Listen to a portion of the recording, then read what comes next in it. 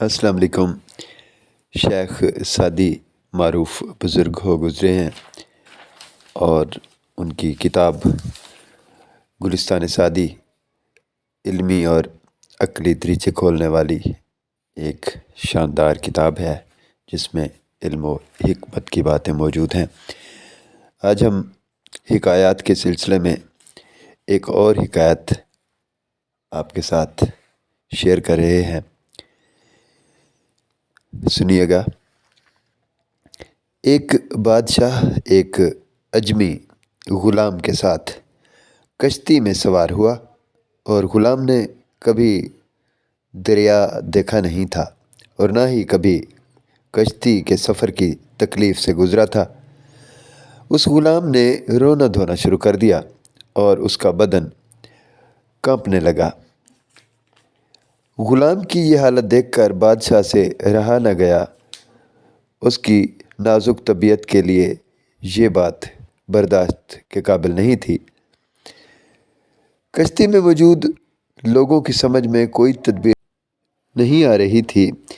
इस कश्ती में एक अक्लमंद आदमी मौजूद था। उसने बादशाह से कहा, अगर हुक्म हो तो एक तरीका है जिसके इस्तेमाल से इस ग़ुलाम को खामोश करवाया जा सकता है और मैं ऐसा कर सकता हूँ। बादशाह ने कहा, बड़ी मेहरबानी होगी। उस अक्लमंद ने हुक्म दिया। चुनाचे लोगों ने ग़ुलाम को उठाकर दरिया में फेंक दिया।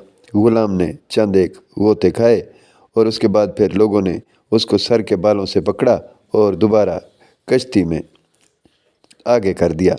वो ग़ुलाम दोनों हाथों से कश्ती के दुम्बाला में लटक गया। जब दरिया से निकला तो एक गोशे में बैठ गया और फिर उसको सुकून हो गया। बादशाह को बहुत ताज्जुब हुआ। उसने दरियाफ्त किया, इसमें क्या दानाई थी? अक्लमंद ने जवाब दिया, ग़ुलाम ने इससे पहले डूबने की तकलीफ़ नहीं उठाई थी और कश्ती में बचे रहने की कद्र से नावाकिफ़ था। आराम की कद्र वही करता है जो किसी किस्म की मुसीबत में फंस जाए। बाकी लोगों को इसका ज़्यादा एहसास नहीं होता।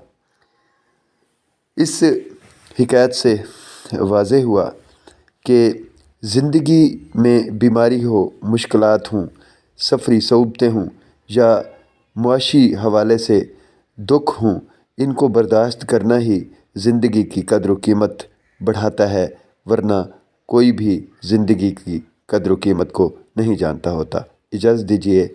अल्लाह हाफ़िज़।